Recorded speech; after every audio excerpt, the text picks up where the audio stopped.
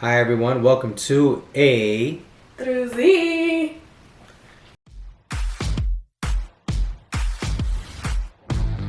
She's running the behind the scenes stuff on this episode. This one's gonna be more about me and my childhood and one of the games that I grew up with. That's played a big impact into why I even like gaming to begin with. So as you can see, there a little poster there in the background. One of the many posters that I have that's dearest to me. So that game is Sonic Frontiers, but the game that I decided to pick is Sonic Origins for the Nintendo Switch. And in this is a compilation of games from Sonic 1, Sonic CD, Oh my god, I hate that word. Sonic 2. What? I hate that word. What? Compilation. Oh god. She gets all, what is it? Cringed, right? When I use certain words. Like, hold on. Via, right? Via? Like VIA. Like when I talk about like, Why oh would yeah, you say via? like when I'm gonna go, oh yeah, via the USB Okay, port. enough. Yeah, she doesn't like the word when I use via. Apparently now compilation, but this is what it is. It's a compilation. Anyway, just a little backstory on why I picked Sonic. So let me just put down this little Switch controller here. Basically, I had the Nintendo, and I was a big and still am a Mario fan. And I remember going to my cousin's house, and this is like what, early 1990s, great times which I still miss. What's that Phineas song back in the 90s, right? The 90s? Yeah, in the 90s, yeah, by Phineas. So we were listening to the Phineas song in the 90s, and it prompted me to think about what is it that stood out, like one of my first big memories, and that was playing Sonic. Now, I remember going to my cousin's house, and it was around the time between the Super Nintendo and the Sega Genesis. I was debating. It was a given, right? Super Mario World, Yoshi. Why wouldn't I not want to get that? Fast forward again. Well, actually, going backwards.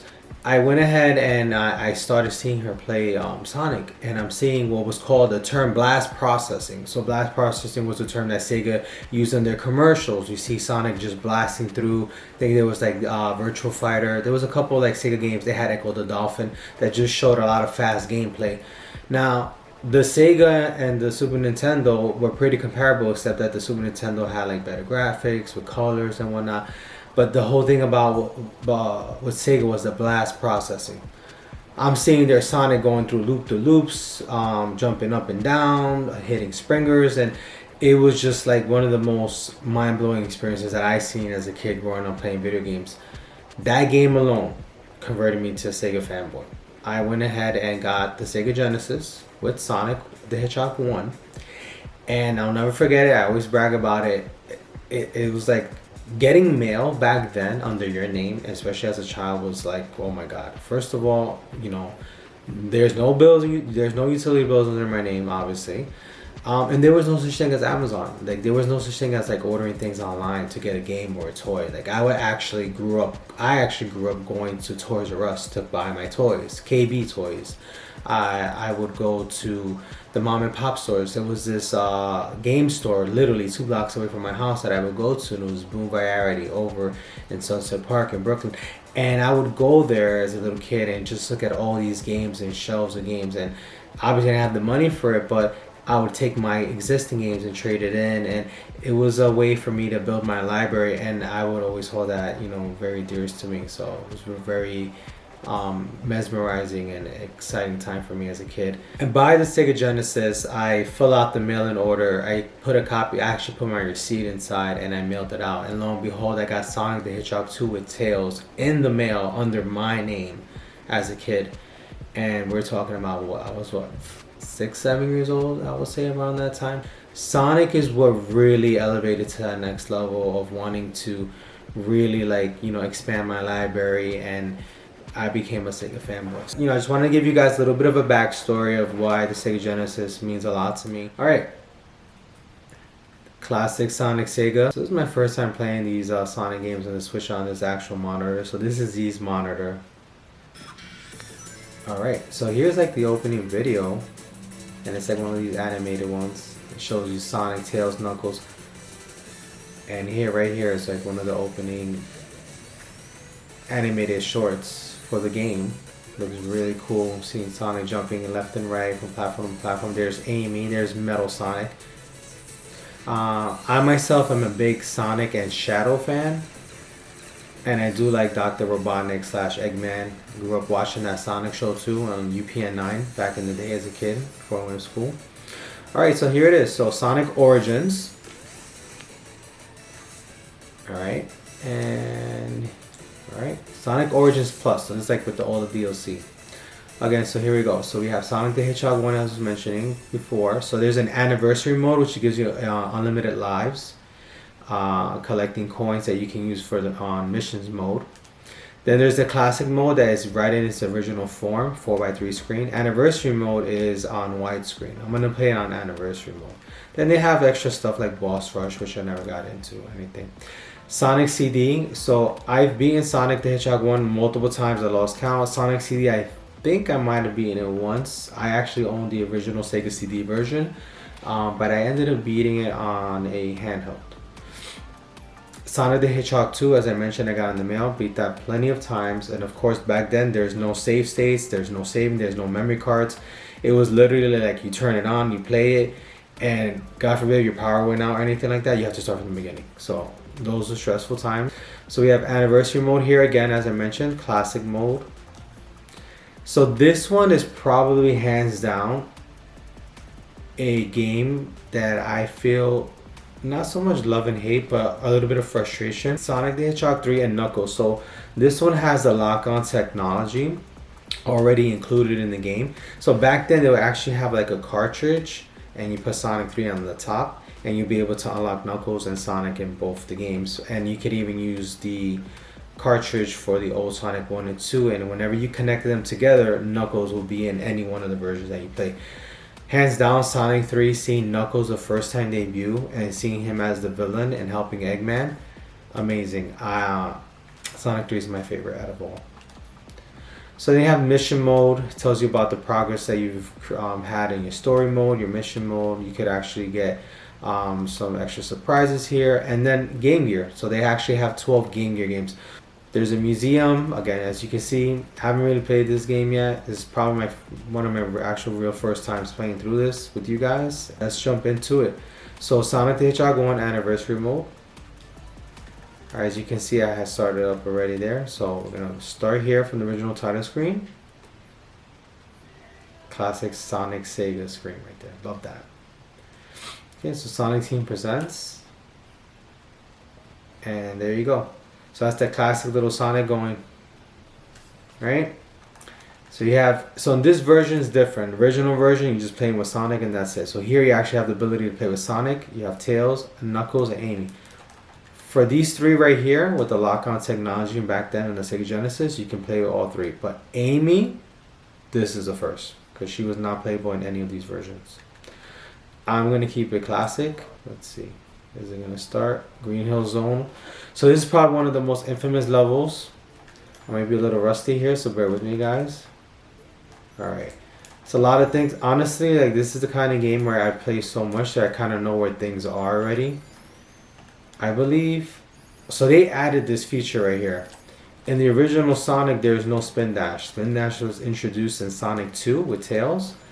And the original Sonic for Sega Genesis and Master System, he could only do the little roll right there that you see there, and of course running. If you go through this post here, for classic Sonic fans, we know 50 coins gives you the bonus stages. So here, usually when we go through spins like that, and we get coins. Now, if we hit 100 coins without getting hit, we get a one life power up. So again, for those that don't know about Sonic, there you go. There's a classic sound. I got a extra life there.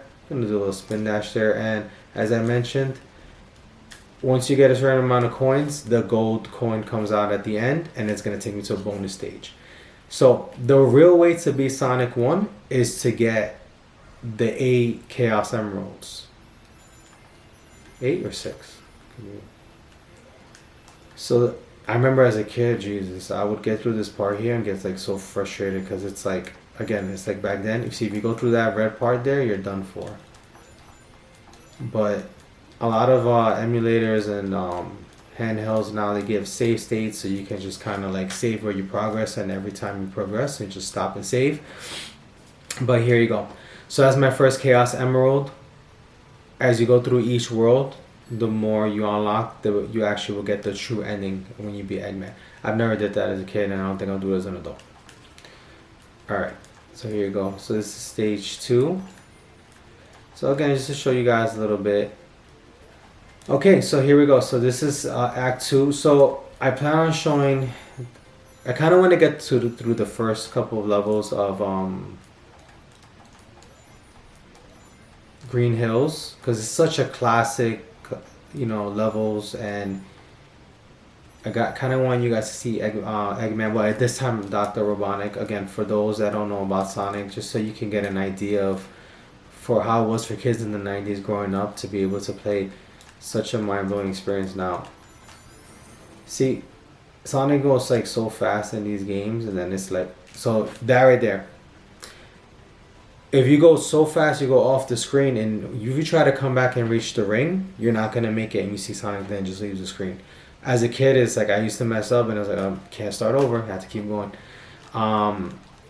So yeah, so there's three levels, 3 zones in each world that you start with, and Eggman. Well, again, sorry, Dr. Robotnik will be waiting for you at the end of each level.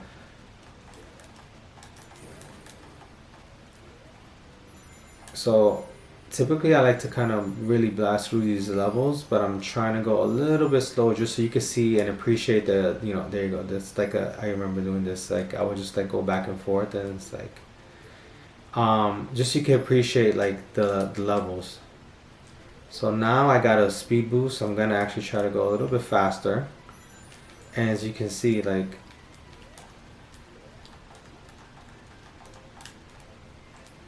and you can even hear like the music in the background. It speeds up, and then when it slows down, it's like, okay, yeah, my speed boost is done.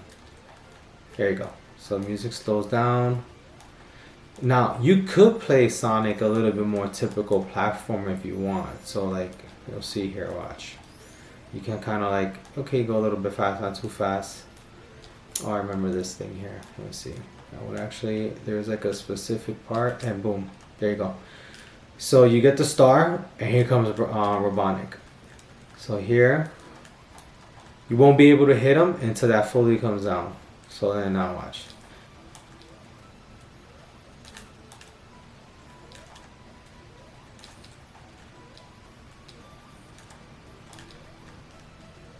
So I had the star, and probably needs 1 or 2 more hits. Let's see. There you go. One of the easiest bosses. And there you go. So after each level, you see there, so that right there, you're freeing all the animals. Those are the animals that Eggman captured that were robots. So throughout each level, as you're beating them, when you actually defeat them and kill them, the robots and the enemies that you killing off, they turn into animals. So they're being captured by Eggman. Alright. So that right there was the 3 levels for Green Hill Zone. Again, this whole game in itself is an amazing classic. Again, every so often I would just play it from start to finish, and I'll kind of just breeze through it. There's actually even like cheat codes and stuff, but I really like to just play it for what it is. Again, this is the anniversary edition of it. It was in widescreen, but nothing beats the actual classic thing to it.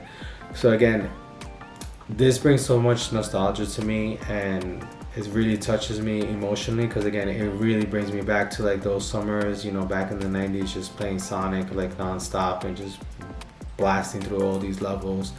And then to be able to play with Tails and Sonic 2, and then eventually, be able to play Sonic 3. As I mentioned before, as a kid growing up, we're talking about $67 games, and the economy was so much different. There was no way that I could afford to get all the games that I'm getting now in today's age as opposed to when I was a kid. And I actually had to go to a rental store. So back then, when there was like Blockbuster, before Netflix and all, this generation with Netflix, we had Blockbuster, and we had like mom and pop rental stores. So we'd actually go there. You bring like your ID, and if you know you're too young, you'd actually go with a parent. You'd have to go ahead and open up a membership ID and then rent games. So the cool thing about it was I remember when they dropped Sonic 3, they had it in the rental store. You could only rent games for about a day or two, and it would cost like $2, $3. Again, like back then, that's like it was like so much money, you know. But it was either that or am I gonna get $70? And I couldn't, you know. So I actually would go ahead and rent the game a few times, and I made sure to like rent it like on a Friday, like really early in the morning, or Saturday, and then I would have it all day, and I would have to return it to the rental store by like Sunday before they close. If not, I would get a late fee. So a lot of the times back then, you would get late fees for not rewinding your movie tapes, and if you were to come back and bring your game back late, even if it's a day later, you would have to pay like a full fee for it again. What does rewind movie tapes mean?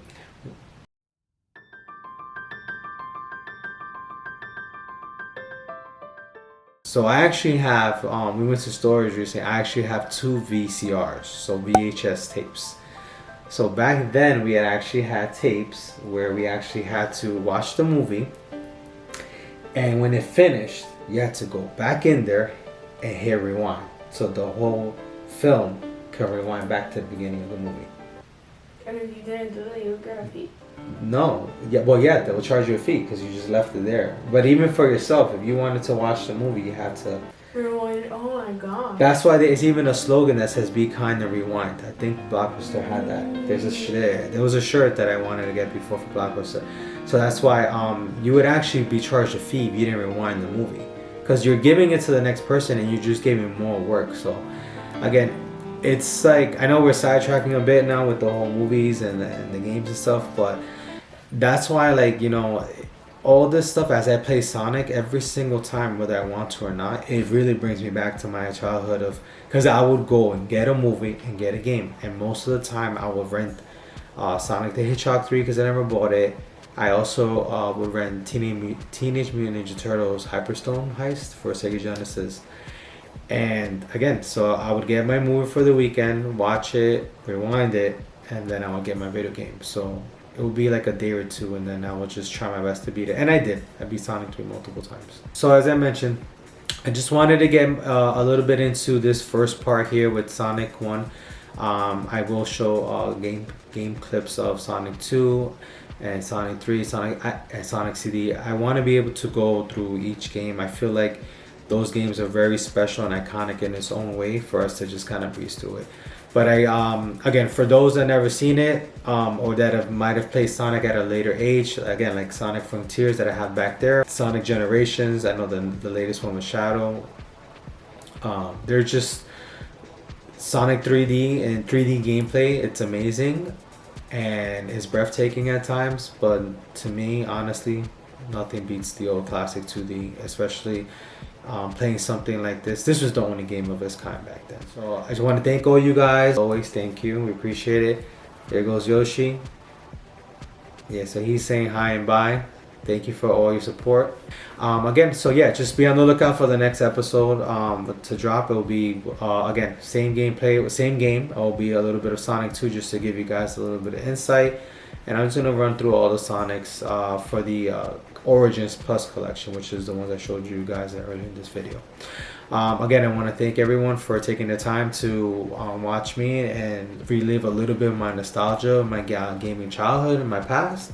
And I'm looking forward to the next episode. We get to play a little bit more Sonic. All right, thank you, everyone.